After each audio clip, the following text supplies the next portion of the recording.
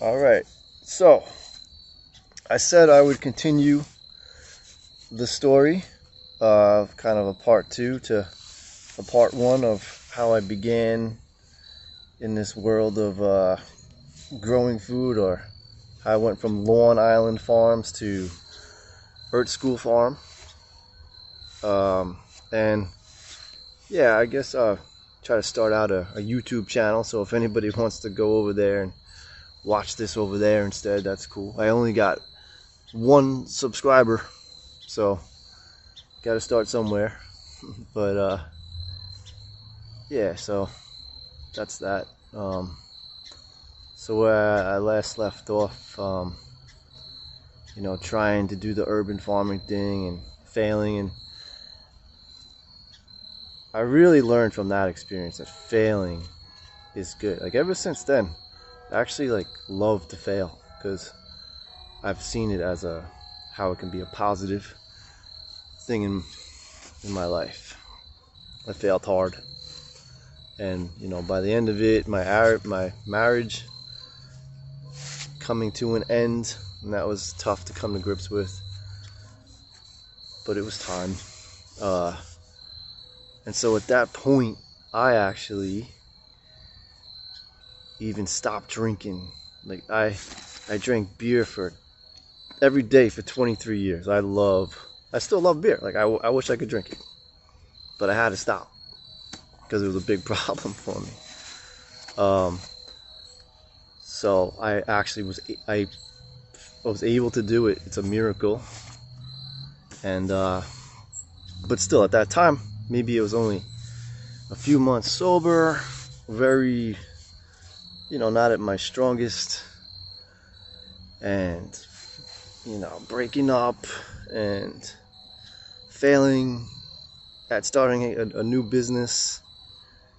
And but there were new leads, people had seen what I had done, growing food on their property, alternative to a lawn, because there's a lot of people out there who don't want to maintain a lawn, and they can see the problems that go along with lawns and the poisoning of the environment and all that. And they're like, yeah, you can come grow food and all that and on my lawn. And I mean, I was overwhelmed with all that too. It's I can't do it all by myself, and blah blah blah, whatever.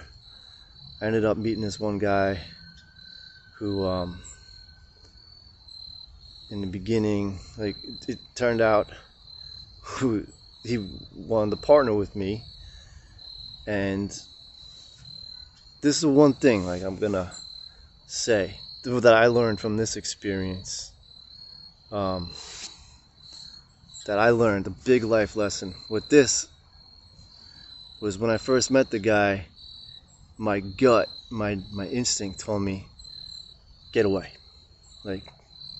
This guy, you should stay away from him. And I didn't listen. And not to put him down so much, but it was a mistake that I made. And we ended up working together for about 8 months before it totally blew up. And finally I was like, all right, I'm getting the fuck away from this guy. And again, not all his fault, but just the biggest lesson was I should have trusted my gut. And I have since. And that's good. I'm glad I learned that lesson. So we went on. We were working for about 8 months, and we took on a property in North Babylon. And it was the church, Episcopal church in Babylon. It was the rectory, but it was a residential home. But it's where the priest lived. And so they wanted to start a farm for their parish, to feed. They fed homeless people, and people who needy people in the neighborhood, like on Monday nights, and they wanted to create a garden for them, and so we decided to do it. And again, with the neighbors freaking out, what are you guys doing? And by this time, I had started to figure out how to do it in a no-till fashion, because I was starting to see I didn't want to till anymore, and I hardly ever do, but it's just something that I've learned over the years, and it's not something I really like to do. So I knew I didn't want to do a till. And we discovered this kind of way to go about it with all the wood chips, sheet mulching, and that, and it was kind of led to what I'm doing here in Brentwood on this land. But so this time with all the wood chips, and then even in the beginning I went overboard, and I did it on another property, and but I say, like, I was like out of my mind at the time. I was like I said, it's like just like fucked up, like trying like start a business, was getting divorced, just stopped drinking, and I don't know, it's like this is what happened. So, but so whatever, I went a little overboard with the wood chips in this place in at the first property I did, for sure. The one in with the church property, not as bad, and I'll put a picture up of it, of both of them. The other one we went overboard, but then the town of Babylon got involved, and then, because the neighbors were complaining, and they're coming, they're gonna bulldoze it if we don't remove the garden and the wood chips, and saying all this like bullshit. And I did learn more about towns and how their little governments are corrupt too.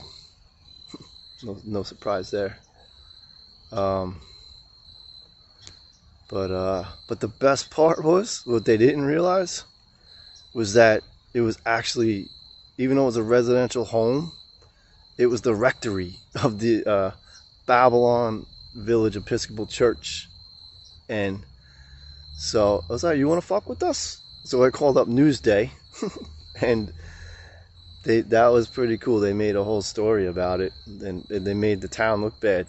Like the town wants to tear down a garden to feed the homeless, and so they called us into their have a meeting, and they were like, why did you do that? You guys, I'm like, fuck you. So they're still doing that. So what happened was, I ended up having a blow up with that guy, business partner, and I left. There's more to the story, but they are still growing food on that property to this day. So that's cool. They're still able to do it.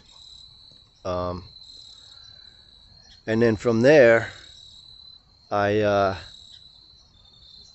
had received a couple of emails or something from all over, because of what I did. I did get attention from the media, and that's how I knew I could call up Newsday and they would come right away too for that other property.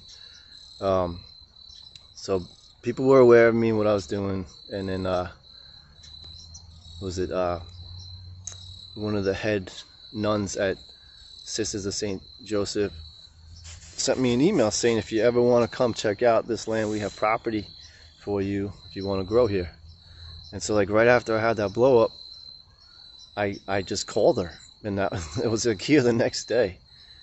And so I was like, can I do stuff with the wood chips, and start to begin to create a food forest? And it's like, yeah, go for it. And I've been here since 2018, and don't have the total complete freedom to do what I want to do, but I'm very grateful to be here.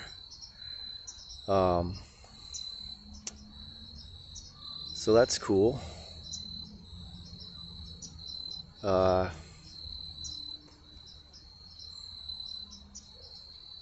don't know. I guess that's it. That's like another 10 minutes of part 2 of how I got here. And I will share more, like more stories from maybe before I got here and then since I've been here, because I've been here for 3 years or 4 really. Yeah. So thank you. Thanks for watching. Later.